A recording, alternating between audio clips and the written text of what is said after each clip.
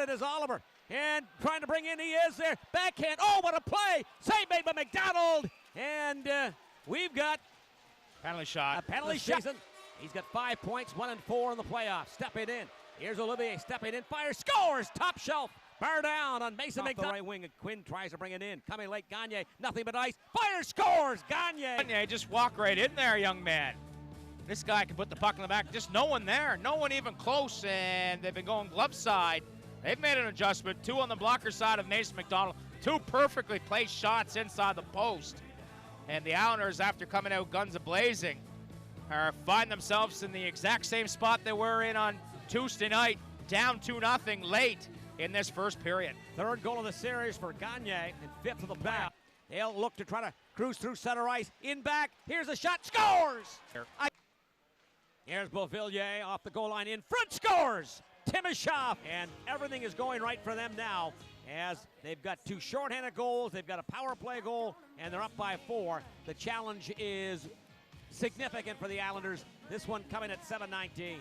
The body language says it all, as that's not even a shot on goal. Thompson trying to block it in front and just off the shin pad and beats Mason McDonald. Timoshev may even got a stick on it as it was coming through, but it was headed towards the back of the net, and you take our goal lead.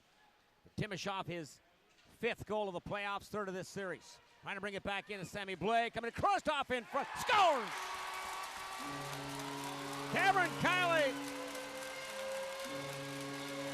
with a crisscross pass off in front, off the stick of the Hughes leading season as Blais takes it to the outside, and the guy that has to step up, we talked about him, Cameron Kiley, is able to get a stick on it. And how huge is that goal? Get themselves right back into it. You call a timeout, settle the troops down. It's 4-1 now, and we still got 32 minutes to play. For Alexis Vanier. Vanier gets it through for the goal! Vanier! On the board of the Islanders! 2! Hey! What do you say? And Vanier, the big man, comes to the forefront, doesn't load up for the big shot. He gets the puck through traffic, and that's the key right here. All of a sudden now it's a 2-goal game. They originally play nearly off a redirection. It comes up high, traffic in front. They feed Vanier. Watch Vanier. Just a harmless look, a snapshot, traffic in front.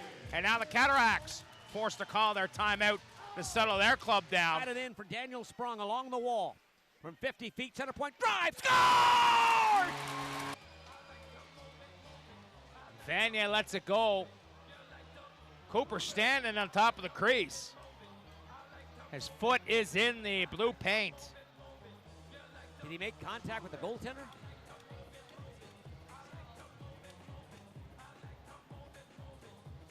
I don't know if he made contact, but he was definitely in the blue paint. You don't see that too often. Face-off coming back outside. So the breaks keep going for the Cataractes. That's this team is going to score, and they could score in bunches with the man advantage. Here's Vanier with another drive. Scores! Good goal! Drilled! This one is going to bury into the twines. Glove side and Cataractes. He's been beaten for 4 in the last 5 or 6 minutes of play. 3 have counted, and the Isles have come back with back-to-back goals. It's now 4-3 under 6 minutes, and 3,500 here. Now up and starting to feel the love of this situation. Man, oh man, oh man, their team is coming back tonight. Thanks for taking the time. Here comes Rydstrom quickly. 2-on-1, stepped it, scores! In their pants after the Islanders tied things up as Rydstrom 5-hole off, not even close. Cataractes, you could have put a bowling ball through it. And the Islanders have battled all the way back from the in-down forecob. And you want to talk about shock and awe. This Cataractes team right now is a mess on their bench. Look at the room. You can fit a 16-inch beach ball through the 5-hole of Cataractes, not even close. I wonder where his head is right now mentally. Whoa, boys. He's been beaten. And that one misplayed. Fitzgerald on the blue line. There's a drive. Scores! Both teams trying to dig it free. That'll be the hockey game as Timashov is going to bring it back all the way into the open net. That one buried and choked. Time now for After 60 Minutes with the head coach, Jim Holton. And Jim, I mean, a pretty good start to the first period. I mean, you dominated for the majority of that first period. You gave up a couple of late goals, but it's almost as if with this hockey team, Shawinigan, you can't make the slightest mistake, they pounce on it. Yeah, I mean, it was easily the best start we've had probably all playoffs, in particular in this series. And to come out of it 2-0 was a little bit disheartening, to say the least. And very, very opportunistic club, and that seemed to be the story of the night. I mean, we roared back with a heck of a comeback, but I think they might have got one scoring chance in the third, maybe two, and they capitalized on it. But you know what? That's playoffs, and this one's far from over. Was it simply a case they won the special teams battle when you look at the game?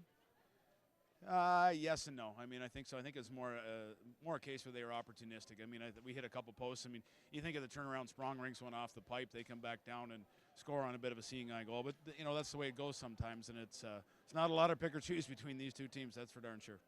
The timeout that you called in the second period, I mean, that seemed to spark the team. What did you say? What was the marching orders from the bench? Just believe it can happen. We're playing a good game. It feels disheartening when you look at the scoreboard and it's 4-0, but I honestly believed we were fine. We were playing all right. And at that point, we can't start to deviate from what our system is. Just stick with the game plan. Good things will happen. And, you know, they seem to get their mindset and their focus back in a positive frame, and it worked. The one thing that you noticed that you guys were getting pucks deep, and you kind of rattled their blue line a little bit. So that has to be a positive going into Game 6, that you know that you can do this against this hockey team. Well, we thought when we looked at the tape that we hadn't been very effective on our forecheck a lot of the series, but in particular the last two games. We thought we were doing too many deep dumps. We were dumping the puck into the red line, not making any puck plays. And tonight I thought we drew the defense towards us, soft chipped in behind, and it worked effectively. So a lot of positives to build on. I mean, I really think we deserved a better fate tonight, but, you know, as we talked about the nights when we didn't play well and we got a win, it doesn't matter. All that matters is that we're down 3-2. We're going to Shawinigan playing for our life. The fact that you have a couple of days off before game number 6, how much will that help? Well, big time. I think you saw the benefit of rest for our club, and I think our club needs to rest more than they do. They have a little bit more legs in their lineup than we do. We got some big guys that are much better with a day off, and there's no more consecutive games here on in. We'll go Sunday, we'll go Tuesday, so I think that bodes well for us. Okay, Jim, thanks for this. We really appreciate it, and best of luck in Game 6. Thanks a lot. Okay, that's the head coach, Jim Holton, and that's After 60 Minutes.